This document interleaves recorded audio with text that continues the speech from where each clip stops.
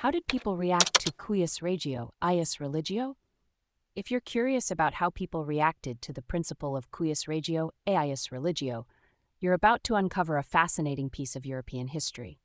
This Latin phrase, meaning whose realm his religion, had a profound impact on the lives of many during the 16th and 17th centuries.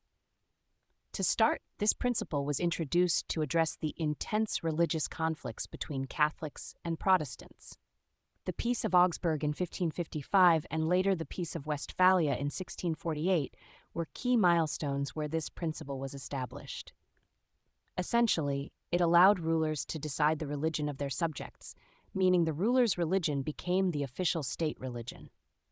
People's reactions were varied and often dependent on their religious affiliations. For Catholics, this principle was a compromise that allowed Catholic states to maintain their faith while acknowledging the existence of Protestant states. However, it also meant that Catholic rulers had to accept that some regions would adopt Protestantism, which was a significant concession. On the other hand, Protestants saw this principle as a way to gain legitimacy and protection for their faith. It allowed Lutheran states to practice their religion freely, as long as they were within a region where the ruler was also Lutheran. This was particularly important in the German-speaking lands of the Holy Roman Empire, where religious tensions were high. One of the immediate reactions was the migration of people to areas where their religion was the dominant one.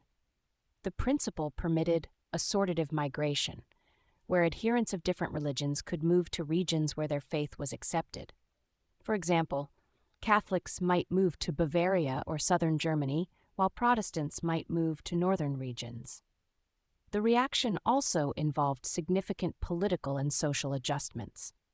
The principle recognized the sovereignty of nation-states, marking the beginning of the modern system of nation-states. This meant that rulers had more control over their territories and could enforce their chosen religion without external interference. However, not everyone was satisfied with this arrangement. Many saw it as a temporary solution that did not fully address the underlying religious differences. The Catholic Church, in particular, had to adapt to a new reality where the authority of the Pope was not universally recognized. This led to ongoing debates and tensions, especially among Catholic thinkers who argued that the state should remain faithful to the Pope.